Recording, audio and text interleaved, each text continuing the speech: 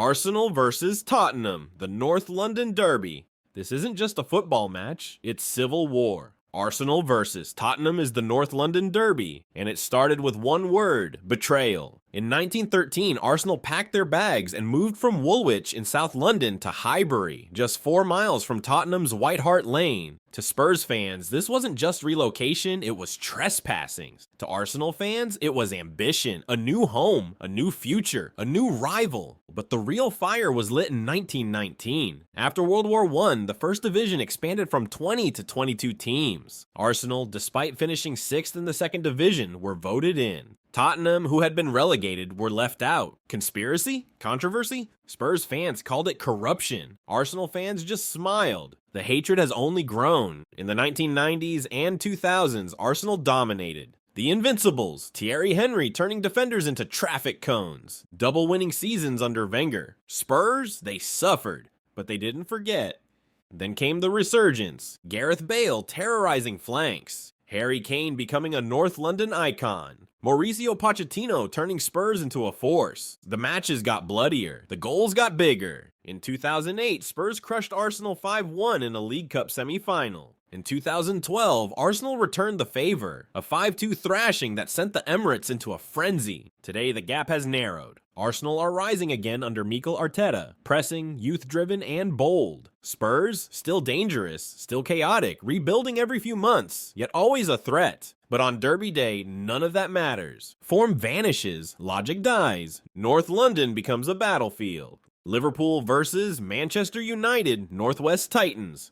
Forget geography. This is a battle for England's football soul. Liverpool versus Manchester United is the rivalry. Trophies versus tradition. Red versus red. Beatles versus Beckham. And it's been nasty for decades. In the 70s and 80s, Liverpool were untouchable. Shankly, Paisley, Dalglish, league titles, European Cups, boot room brilliance. Anfield was a fortress, Liverpool a dynasty. But in 1986, Sir Alex Ferguson arrived in Manchester. He looked south and promised to knock Liverpool off their perch. It sounded ridiculous. Then he did it. 13 Premier League titles, 2 Champions League crowns, an era of red dominance, just a different red. But Liverpool weren't done. Under Jurgen Klopp, they rebuilt. High press, heavy metal football, Champions League winners in 2019. Premier League champions in 2020. They became terrifying again. Now it's Salah versus Martinez, Van Dijk versus Fernandes, Anfield versus Old Trafford. Every game feels like it could break the season. The tension is relentless. The tackles are brutal. The chants are vicious. It's not just England's biggest rivalry. It might be the world's most emotionally charged fixture. And no matter who's higher in the table, these games always deliver fire. Manchester City versus Manchester United, the Manchester Derby.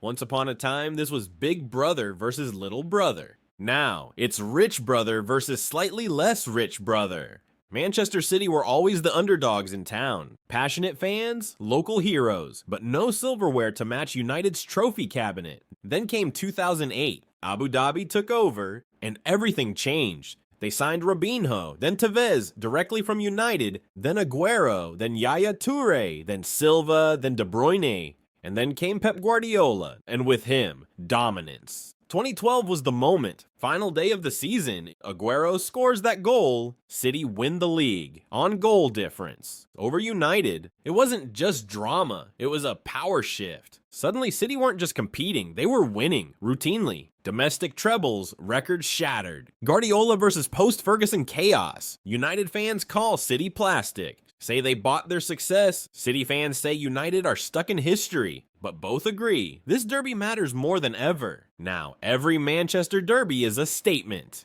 Who owns the city? Spoiler alert, lately, it's been painted sky blue. Chelsea versus Arsenal, London turf war. This is class versus cash. Old guard versus new money. Arsenal versus Chelsea isn't the oldest London rivalry, but it might be the most combustible. In the 90s and early 2000s, Arsenal were kings. Bergkamp, Henry, Vieira. Wenger Ball, the Invincibles, titles in style. Then came 2003. Roman Abramovich bought Chelsea, and suddenly the blue side of London had money, big money. Mourinho arrived, and everything shifted. Suddenly Chelsea weren't just competing, they were winning. Mourinho versus Wenger became box office. The touchline spats, the psychological warfare, the pure theatrical drama. On the pitch, Diego Costa and Laurent Koscielny traded elbows like boxers. Cesc Fabregas, once Arsenal's captain, switched sides and lifted trophies at Stamford Bridge. They met in multiple finals. 2017 FA Cup, Arsenal won. 2019 Europa League, Chelsea embarrassed them 4-1.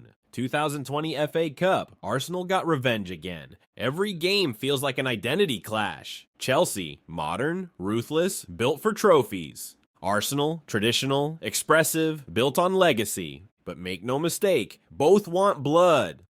Liverpool versus Everton, the Merseyside Derby. This is family tension turned full contact. Liverpool and Everton are separated by just 800 meters. Two cathedrals of football, Anfield and Goodison Park until this year, staring each other down across Stanley Park. Once upon a time, this was known as the Friendly Derby. Families would be split, red on one side, blue on the other, but still go to the pub together after. Not anymore. Now it's brutal. Hard tackles, VAR chaos, red cards like confetti. In 2020, Everton's Jordan Pickford clattered Virgil van Dijk. No red card, no remorse. Liverpool fans never forgave. Van Dijk missed the rest of the season. On paper, Liverpool dominate. More trophies, more wins, a global brand. But to Evertonians, that one win, that one moment is the season. It's local, it's emotional, it's Merseyside. Leeds United versus Manchester United, the Roses rivalry. This is hatred passed down like a family heirloom. Leeds versus Manchester United is fueled by geography and history. The War of the Roses, Lancaster versus York, Red Rose versus White Rose, centuries of rivalry. Then football gave it a soundtrack. In the 70s, Leeds were known for their aggression, hard tackles, no apologies. Manchester United were glam, global, and to Leeds fans, arrogant. Then came the betrayal. Eric Cantona, a Leeds hero, crossed over to Manchester United. He didn't just join them, he thrived, became a legend. It broke Leeds' hearts. For years they didn't meet. Leeds were relegated, but they never forgot. Now they're back, and it's ugly again. The games are intense. The fans are feral. Leeds sing scum. United fans return fire. It's not about points. It's about pride, and hate, and history.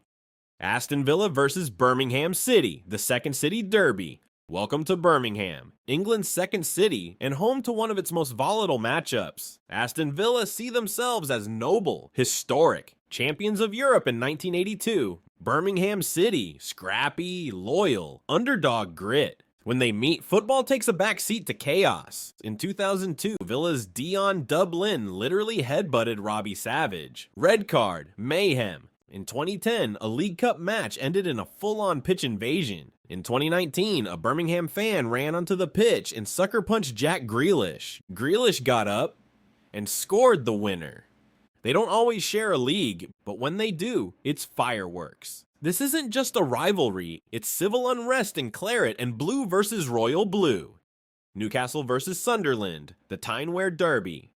This is Northeast warfare. It's cold, it's raw, and it's real. Newcastle and Sunderland are separated by 12 miles and a chasm of hatred. This isn't just about football. It's about coal, class, community, industrial pride wrapped in black and white or red and white scarves. Even when neither team was winning much, this game meant everything. Fans don't want top four, they want that win. 2010, Newcastle smashed Sunderland 5-1. 2013, Sunderland stormed St. James's Park, 3-0. Pitch invasions, flares, riot police. They haven't played in the Premier League since 2017, but now they are back, and Tyne-Wear will explode.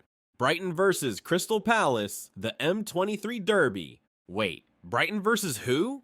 Yes, it sounds random, but Brighton versus Crystal Palace is one of the most underrated and strangest rivalries in English football. They're not local, they're not historic enemies. But in the 1970s, managers Alan Mullery and Terry Venables really didn't like each other. A bad-tempered FA Cup tie, a disallowed goal, a replay that ended in chaos. Mullery allegedly threw coins at Palace fans and made an obscene gesture. The fans remembered, so did the clubs. Now every match is personal. Fans don't just want wins.